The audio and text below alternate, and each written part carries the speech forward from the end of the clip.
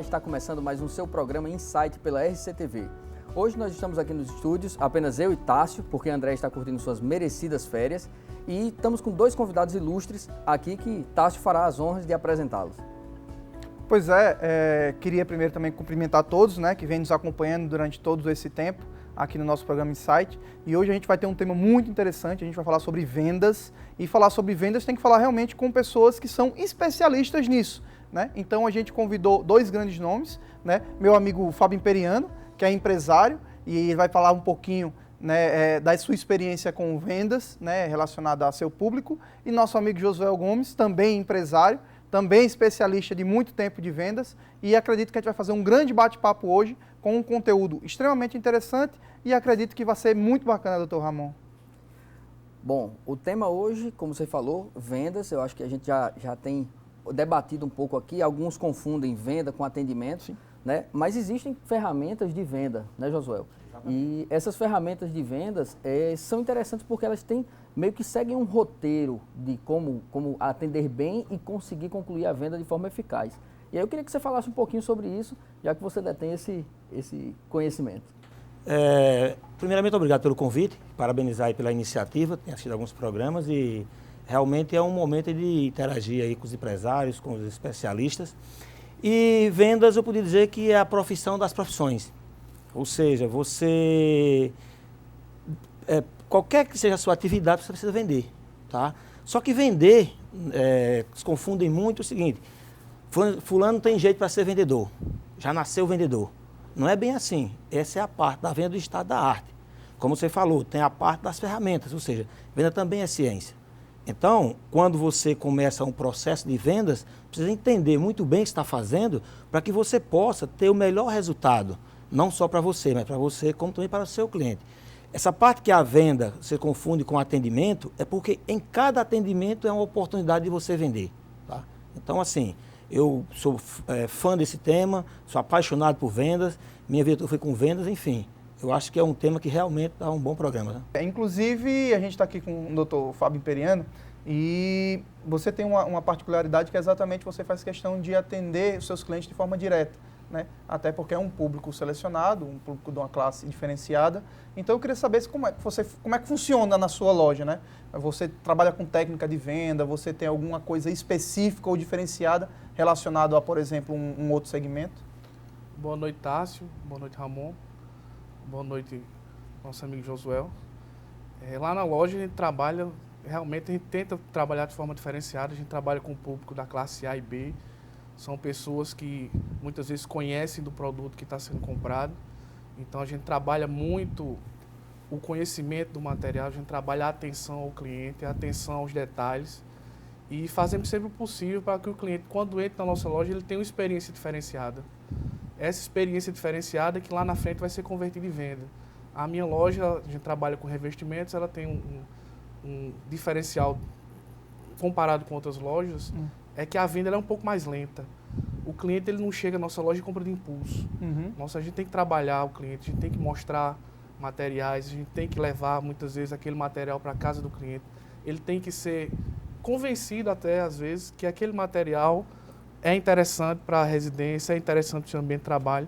Então, é uma venda um pouco mais lenta, a gente tenta trabalhar sempre de forma que o cliente fique confiante e que ele saiba que aquele produto realmente é um produto de qualidade. Então a gente trabalha muito o conhecimento. Não, eu acho muito bacana, agora fazendo mais um comentário do que na realidade uma pergunta, e aí eu acho que todo mundo pode colaborar em relação a isso.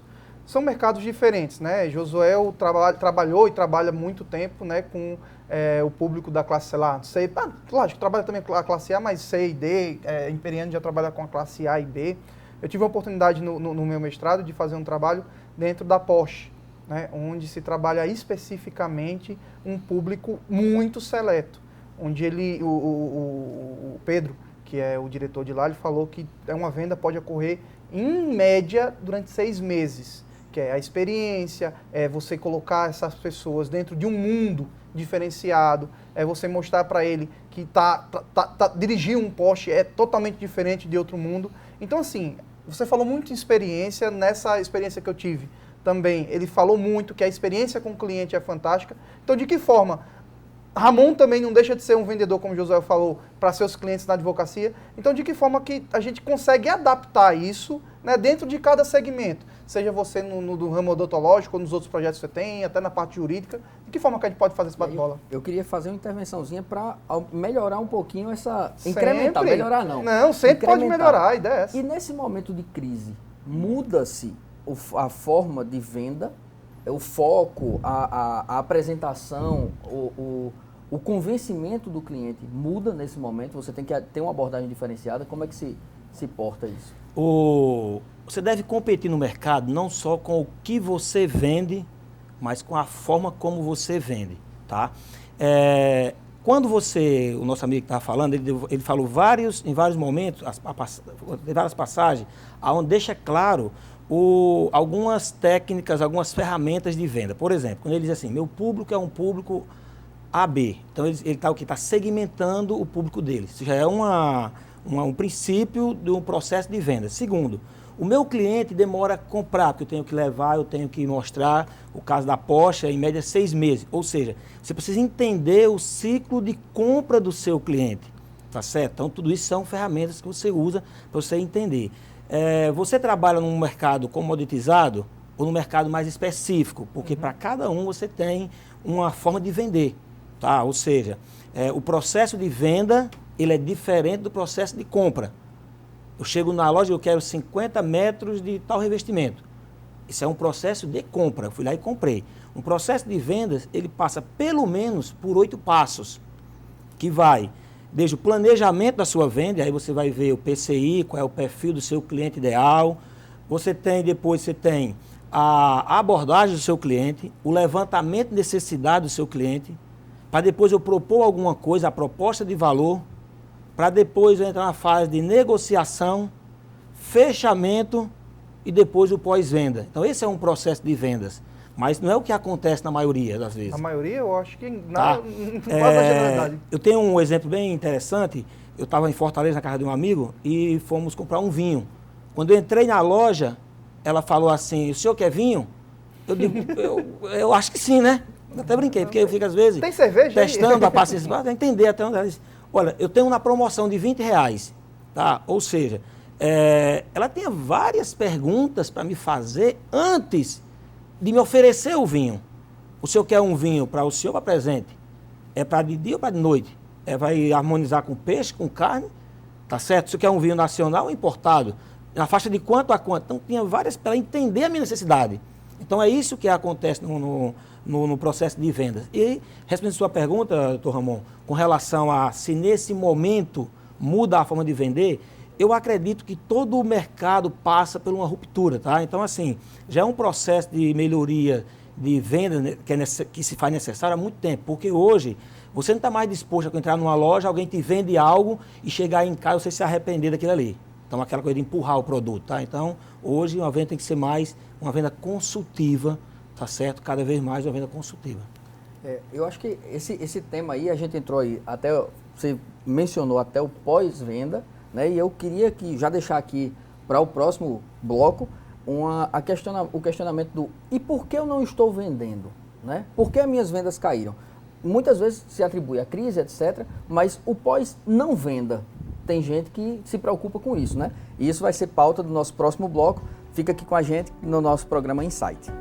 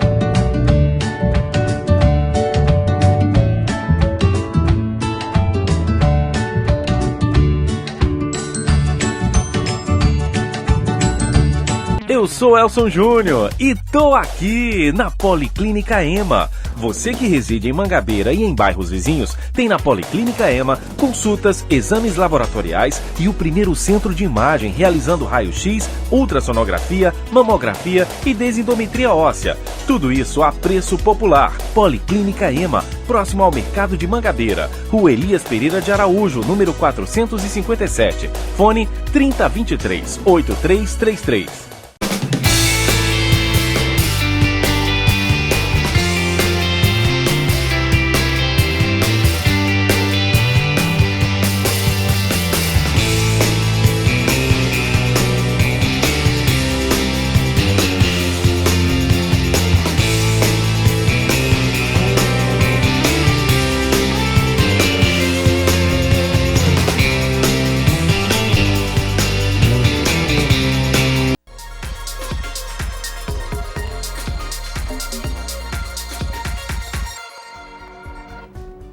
Estamos de volta com o seu programa Insight, hoje falando sobre técnicas de venda, com os nossos convidados aqui, Josuel Gomes, empresário, e também empresário, Fábio Imperiano. E a nossa discussão aqui no bloco anterior era a respeito de a técnica de pós-não-venda, né? Como a gente sabe, muita gente está reclamando que as vendas caíram, que o mercado hoje está em crise, mas nem todos, pelo menos é o que me parece, Josuel, tem essa preocupação de pesquisar o real motivo pelo qual o cliente saiu da loja e não levou aquele produto. E aí, assim, essa preocupação, eu queria que você trouxesse um pouco a respeito desse debate de como fazer um pós-não-venda. Ok. Ramon, dentro do processo de vendas, um passo muito importante é o pós-venda, tá? Ou seja, qual é o momento de fazer o pós-venda? Quando o cliente tem aquela experiência do consumo daquilo que ele comprou. Se você conseguir mensurar esse período, fazer o pós-venda. Poucas empresas fazem isso. O pós-não-venda, tá certo? Essa que é difícil encontrar alguém que faça, tá? Mas se você consegue fazer um pós-não-venda, você vai conseguir identificar quais foram as falhas ou a falha do processo que fez com que aquele cliente não comprasse, tá? Se todo mundo que entra na sua loja compra, tem alguma coisa errada. Está muito barato o seu produto. Se todo mundo que entra, se entra muita gente e não compra, precisa identificar o que está acontecendo. Então, você precisa ajustar, tá certo, a sua proposta de valor com o perfil do seu cliente. E você pode identificar isso aonde? Durante o pós-não-venda. Então, assim, é um passo muito importante. Por quê? Porque você gasta muito para trazer um cliente da sua loja, do seu estabelecimento. Esse cara já está lá dentro. Ele pode te ensinar muita coisa. Então, é muito importante que as empresas passem a praticar o pós-não-venda. Entender por que o cliente foi lá, por que você atendeu, por que você gastou tempo com ele e ele não comprou de você. Que aí você pode ajustar o seu processo.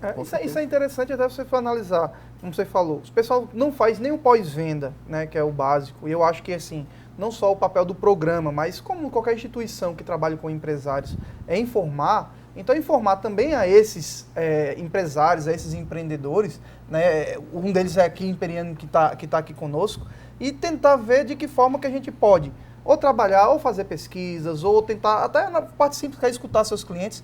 Você falou que gosta muito de escutar, ver o que está acontecendo, para entender as necessidades.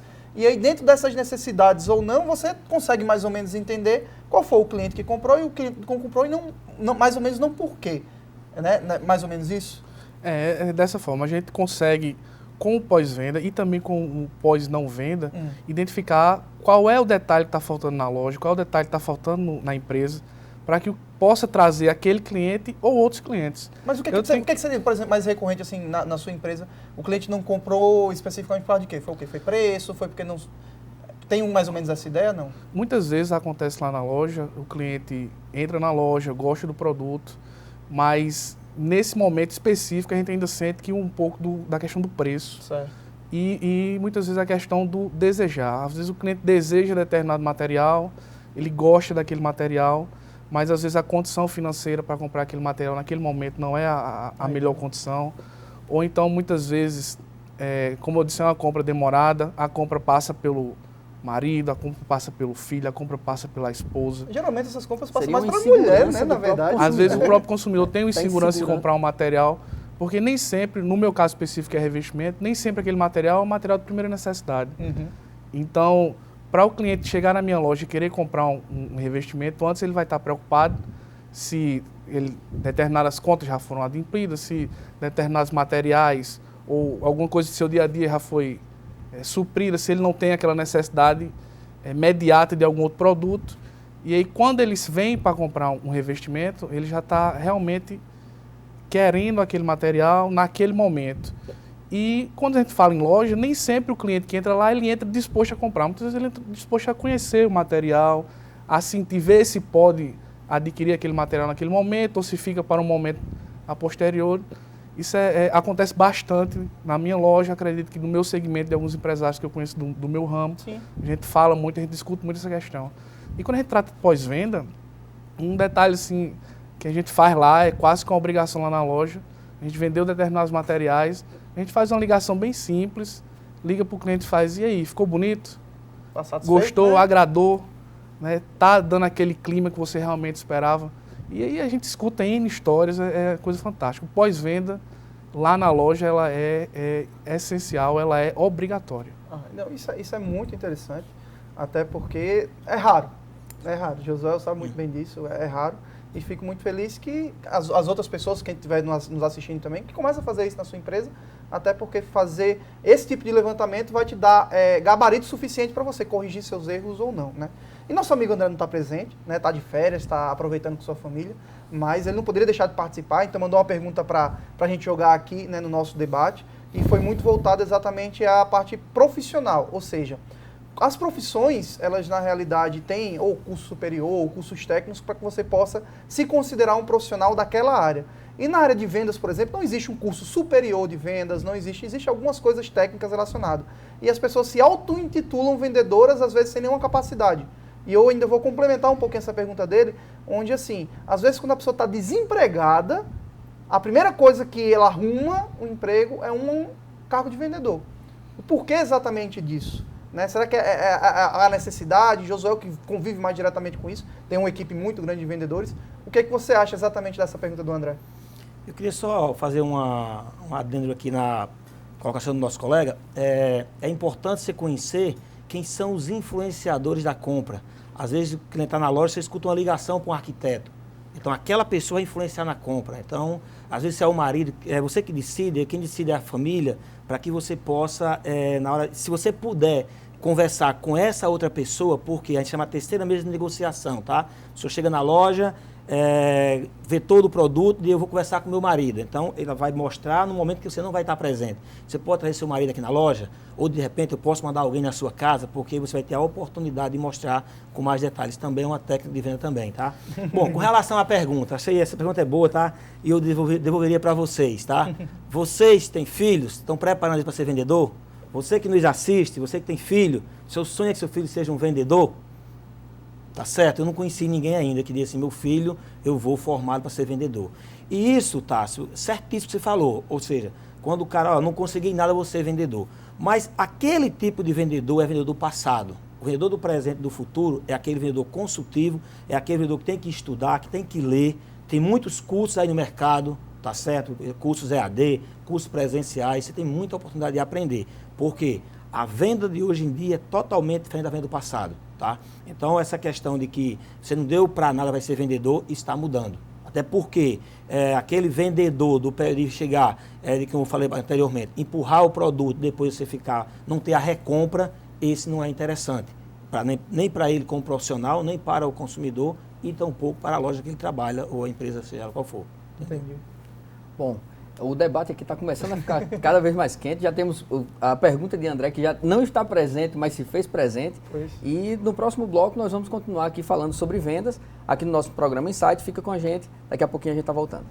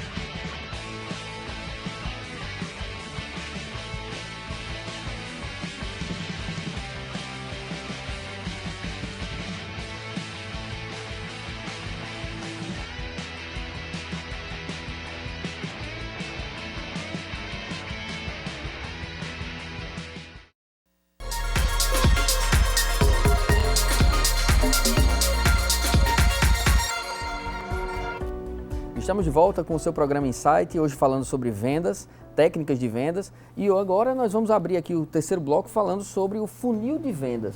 É uma técnica que se está desenvolvendo e é, digamos, a técnica da modinha, né, que muito se fala. E Josué, se puder falar um pouco para quem está em casa, entender do que se trata esse funil de vendas.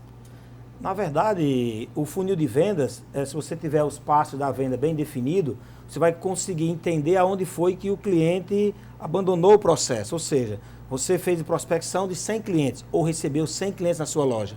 Dali, quantos você conseguiu levantar a necessidade, ou seja, o que ele realmente queria, já é um próximo passo.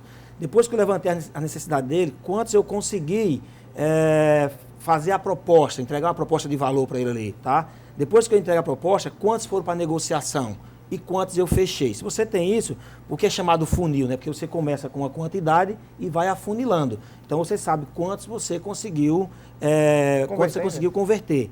E você pode exatamente identificar em cada passagem de um passo para o outro o que aconteceu. Tá? Então o funil nada mais é do que isso aí. E aí você vai saber o seguinte, ó, se eu comecei com 100 clientes, fechei 10, significa que se eu começar com 1.000, eu vou fechar 100. E assim sucessivamente. Ou seja, você implanta essa gestão de indicadores, que é uma coisa também que pouquíssimas empresas praticam, tá certo? Não tem indicadores de venda. Eu visitei 25 empresas com trabalho que fiz um dia desse, e eu perguntava o cara o seguinte, quantos clientes entraram na sua loja? Ele não sabia. Dos que entraram, quantos compraram? Ele não sabia. Dos que compraram, quantos eram clientes habituais ou clientes novos? Ah, por que isso é importante? Porque se está entrando muito clientes habituais, significa que você não está trazendo clientes novos. Também se entra muitos clientes novos, significa que você não tem recompra. Para que você não saia por aí fazendo campanhas publicitárias, espalhando chumbo, como a gente chama, atirando para todos os lados, sem ter um processo de retenção do que você está fazendo. Sequer tem algumas empresas que mensuram qual a origem daquele cliente. Onde é que eu estou investindo? Até porque hoje você não tem mais com essa quantidade, essa fragmentação das mídias, você não consegue mais falar com todo mundo. Tá? Se você tem uma ideia, tem um estudo que mostra que em 30 segundos que você usava há 20 anos atrás, numa TV aberta, você conseguia atingir uma quantidade de clientes, tá? Impactar, tem uma medição que é quantidade por 1.000, não é isso? Hoje, para aquele mesmo público, aquela mesma quantidade, são necessários 240 minutos. Então, assim, é uma coisa absurda. Por quê? Você é impactado o tempo todo. Então, você precisa ter bem definido seu cliente, como é que eu vou me comunicar com ele, para que faça uma ação com precisão cirúrgica. Senão, você, nesses tempos de crise, como você falou, fica mais difícil que você atingir o seu cliente ideal. E a gente está falando especificamente em, como você falou assim, em taxa de conversão, e, por exemplo, do funil de vendas, da quantidade de clientes que você consegue atrair. E eu digo ainda mais, existem empresas hoje que fazem um pouco mais além.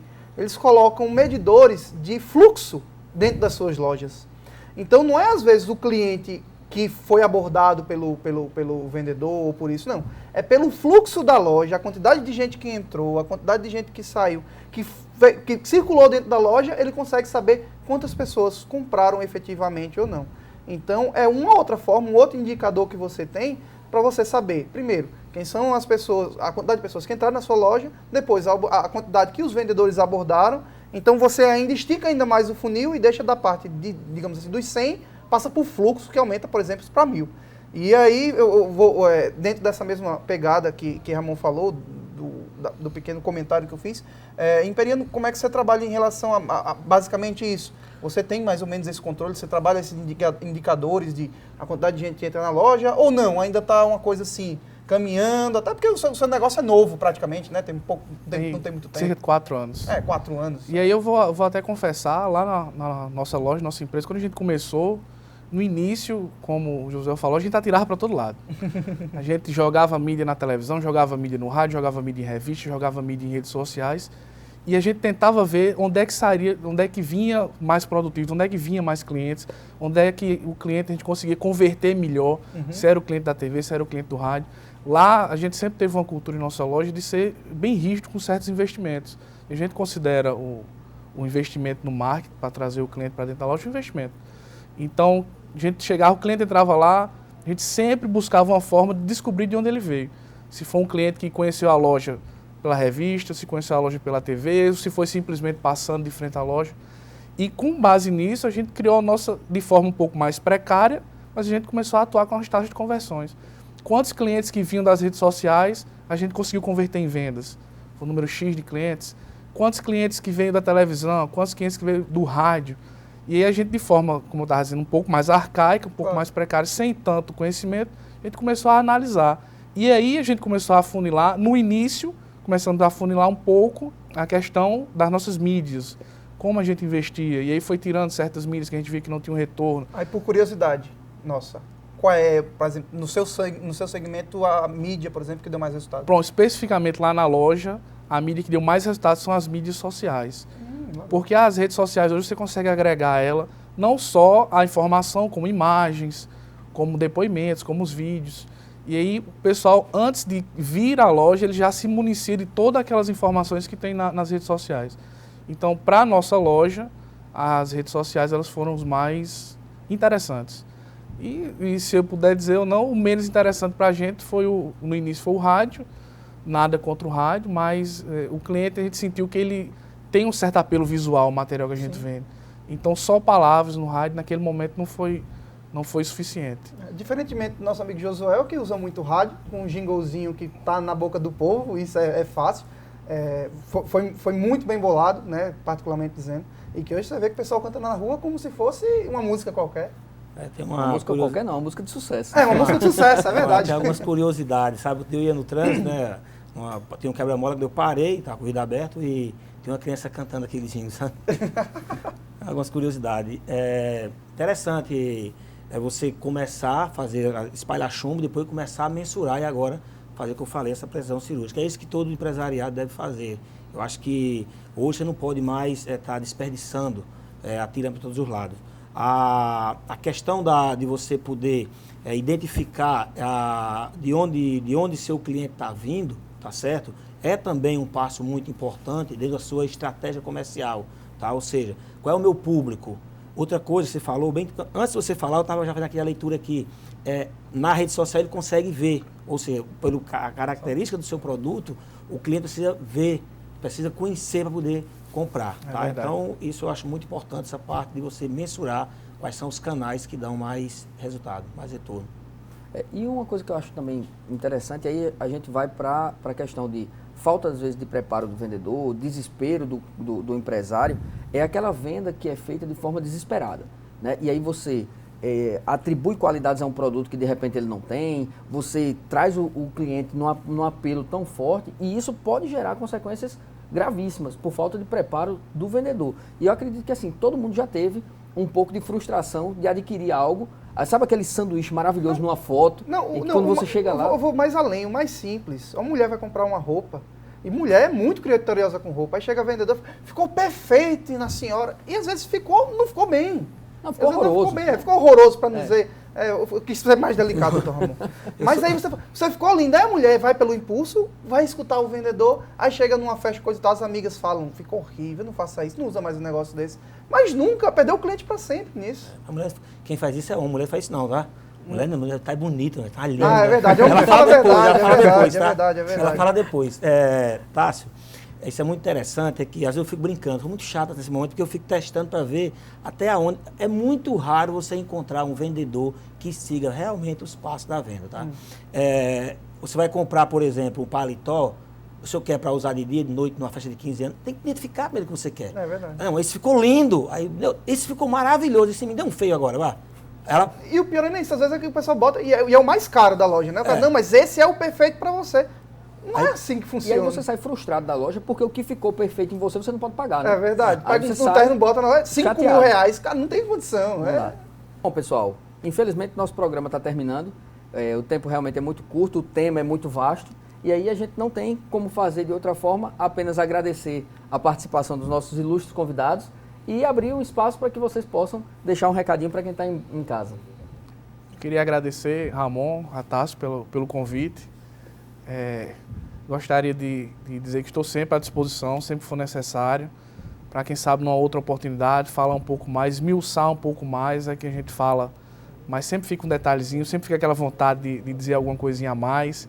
e o tempo é muito curto, não dá tempo, mas obrigado pelo convite e até a próxima. Bom, eu que agradeço o convite, tá certo? Também estou sempre à disposição e queria finalizar deixando aqui uma mensagem para quem nos assiste, tá? E para vocês também que estão aqui presentes. Olha a nossa volta. Tudo aqui é produto de uma venda.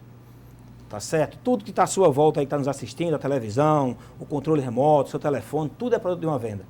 Até nós somos produto de uma venda. O nosso pai teve que vender para a nossa mãe a ideia que ele era a melhor opção para que nós nascêssemos. Tá? Então, o que acontece?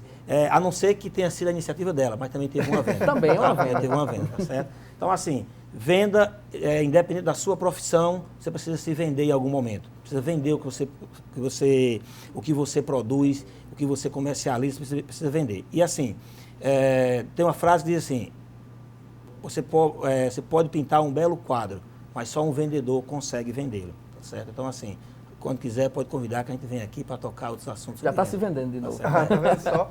E eu também queria agradecer, né, a participação dos convidados, a Ramon mais uma vez por estar aqui conosco, a você que está nos assistindo, né, no nosso 6º programa, e acredito que ainda terão muitos pela frente.